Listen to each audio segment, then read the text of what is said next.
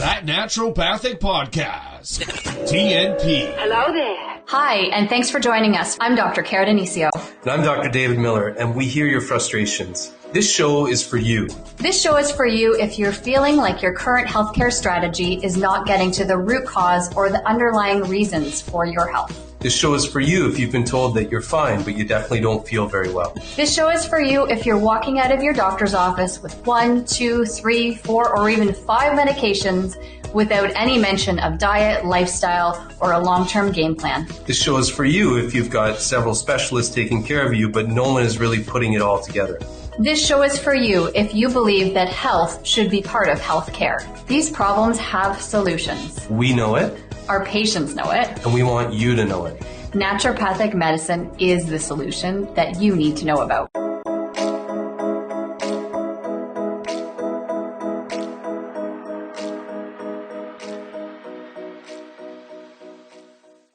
Hey everyone, Dr. Dave here. As you probably know, this podcast is all about getting the word out there that naturopathic medicine has got some serious game. Educating and inspiring our listeners to work towards and achieve better health is what it's all about. But just like it takes energy and effort to invest in and strive towards greater health, it takes energy, effort, and financial support to do all the podcast things necessary to keep this message coming at you. So please afford me a moment to share our gratitude and give a real heartfelt thank you to our show sponsor, Cytomatrix Canada. Their patient-focused vision of improving health outcomes with the use of high-quality, naturopathic doctor-designed supplements is 100% in alignment with what we're trying to do here at the podcast. Their enthusiasm for supporting what we're trying to do for you, the listener, encourages us to keep producing content that will inform and inspire. Thanks again to our sponsor, Cytomatrix Canada.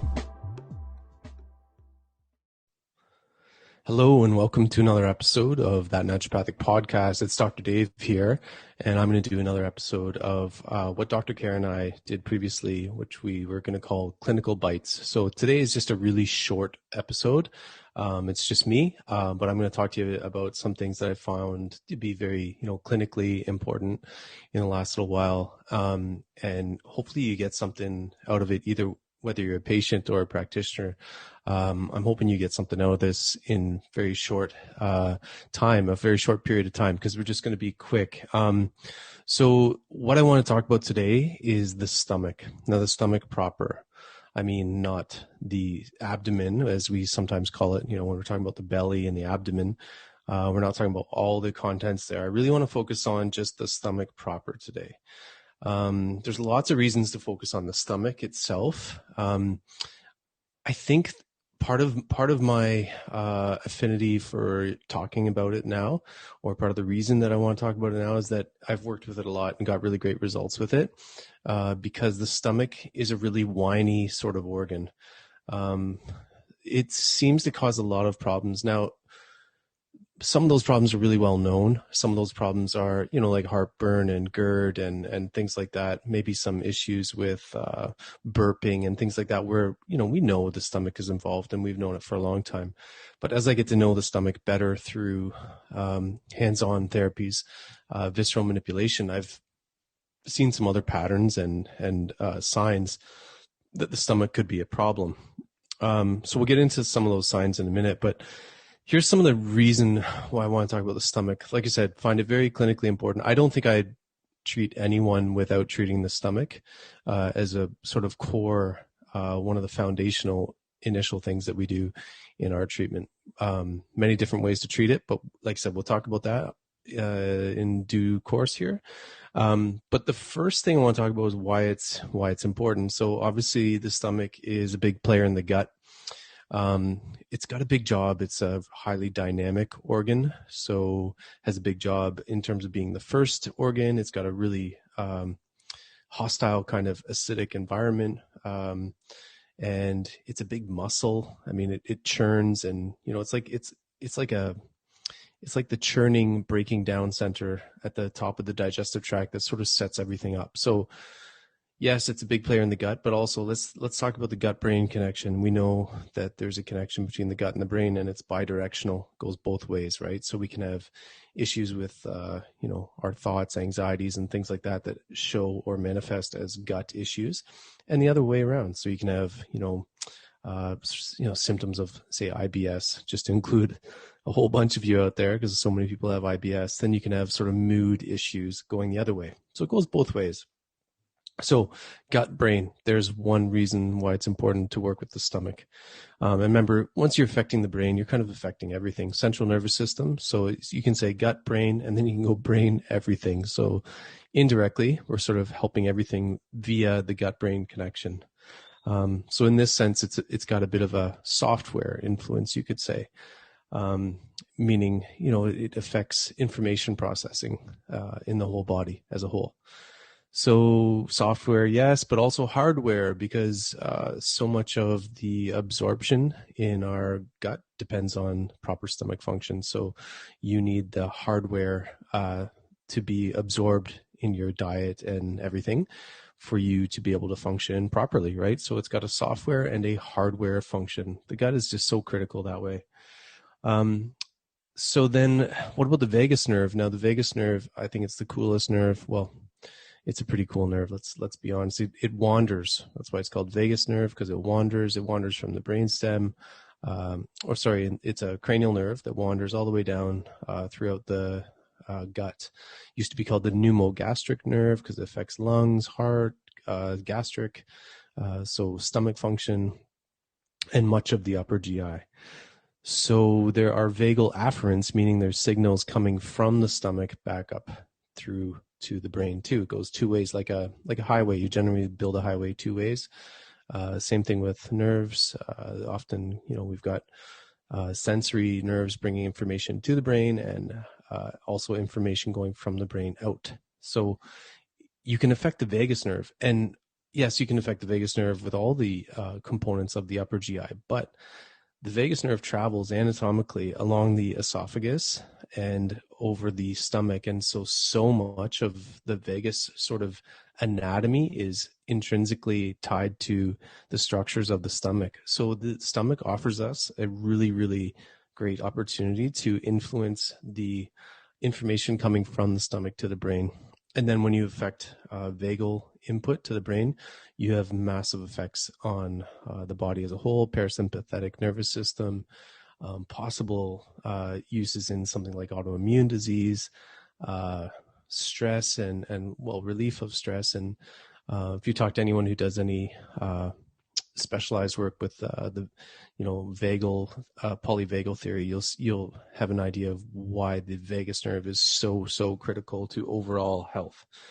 And then another reason to work with the stomach, it's pretty easy to treat, I would say, with some really, really simple naturopathic tools, and then some simple kinds of mobilizations and work that you can do on the body, the structure, the anatomical structure of the stomach itself. With a little bit of training, you can have a huge influence on the nociceptive or pain sort of afferents that are coming from the stomach back up to the brain, and then that has massive effects on the nervous system. So let's talk about some symptoms that could indicate that there's a stomach issue at all.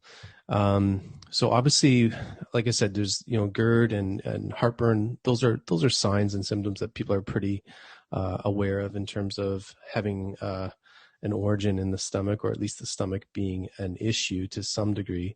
Another thing would be burping, or maybe problems swallowing. Now, the issue with problems swallowing that implicates the stomach is that the stomach is kind of like a big, bossy, muscly organ that sort of pulls along the esophagus. So basically, when I see esophageal or throat symptoms, I always have to think about the stomach. The stomach is, often, I don't know if it's every time, but a lot of the time, I find the stomach is the problem with swallowing symptoms and esophageal symptoms and throat symptoms. Even that need to clear your throat, having to do that all the time, possibly implicates the stomach. Issues in the larynx too, so issues with the voice. There's people who have issues with their vocal cords. I've actually had some interesting cases of singers who've had issues with their vocal cords, that was due to the reflux of acid, vaporized acid coming up and actually injuring the larynx. So another thing related to the stomach there. Some other symptoms, anxiety and worry, and especially if it's related to eating. If there's anxiety and worry related to eating, and it can be up or down, meaning it can be improved or worsened by the act of eating, and the eating would be leading to symptoms in fairly short order because the stomach is very high up, right, in the digestive tract. It's basically the main first stop. So the symptoms would come on soon after eating. And that's another thing. If your symptoms come on really soon after eating or drinking, then it probably implicates some issue with the stomach. Pain between the shoulder blades. Now, this is one that probably I know best now just because of my work with visceral manipulation. And I've seen a lot of people who have this sort of gnawing pain between the shoulder blades. They kind of like want to reach it and push it. They get someone like a chiro or a physio to do their good work, and it just doesn't touch it. It maybe touches it for a day and it comes back again. Well, that's because they're getting visceral pain from the stomach or tissues related to the stomach. So that pain between the shoulder blades, it's really just maddening and doesn't get better with maybe a massage or other sort of physical outside-in treatments. So a sort of niggling hunger that improves if you nibble on something. There's other reasons that you could have this, but this is something I see sometimes with the stomach. Also low-grade nausea that improves with a little nibble on something, or just nausea that is related somehow to eating. When you have nausea, you have to think of the stomach. There's just a correlation there. Nausea, think stomach. Appetite, think stomach. So if you've got nausea, like low grade, I'm not talking like, barfing your guts up all the time, but I mean low grade nausea and appetite issues. And I mean appetite that is not well regulated. Maybe get very hungry very quickly, or you are not easily satiated. You eat and eat and eat. You've got like this stomach fire. You could put things down there for days on end. Is almost like endless. These are signs that the stomach itself, the anatomical structure of the stomach, are problematic. And some of this may be due to the idea that the stomach has stretch receptors. That's kind of how you feel when you're, how you are able to sense when you're full, right? The stomach stretches. But if you have issues with the structure of the stomach and it's a bit stretched or floppy, like I see stomachs that some just hang down to about the belly button, and other ones hang down, they come down all the way to where the sigmoid colon is. So it's like a saggy ptosis of the stomach. So these people are going to have different sort of hunger signals, satiety signals than people who have the more, I'd say, normal size of stomach, where it just sort of comes down maybe just below the level of the belly button. Obviously, ulcers are a stomach issue. If they're in the stomach, you can have duodenal ulcers also, but you'll feel the pain from duodenal ulcers a little later than you would with a stomach ulcer because it's further down the tubes. Just like I said earlier, like if the symptoms come on fairly soon after ingestion of food, then you have to think about the stomach. If it's later on, you think of the more distal structures often.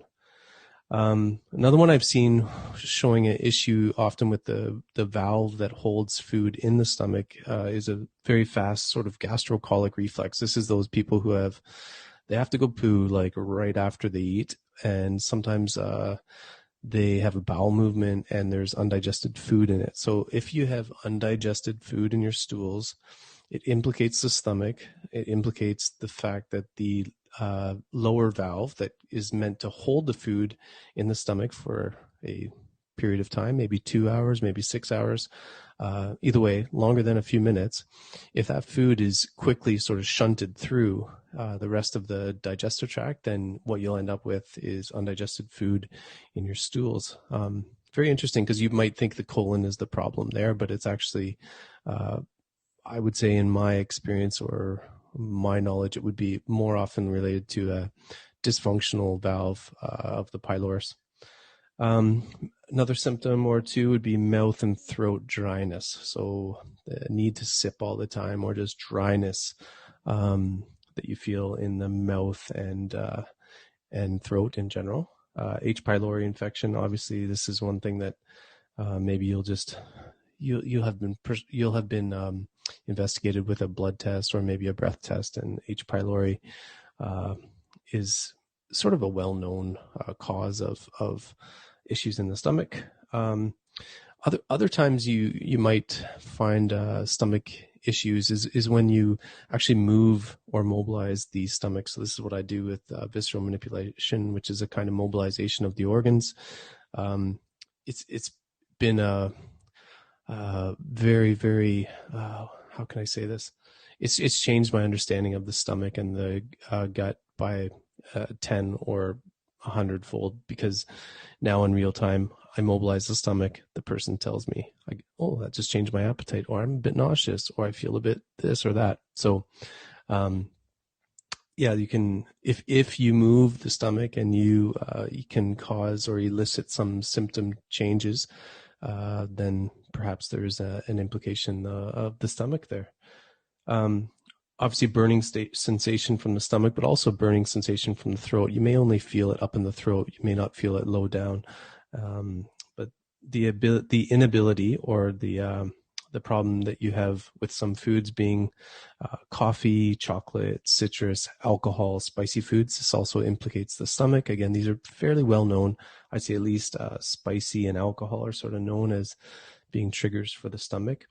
And another interesting one that I've seen also in real time doing hands-on treatment with people is a strange taste in the mouth, metallic in a couple of cases, and a rotten taste in another case. And I believe that it corresponds with some TCM view on the fact that you can have issues with the smell or the taste of the stomach being rotten.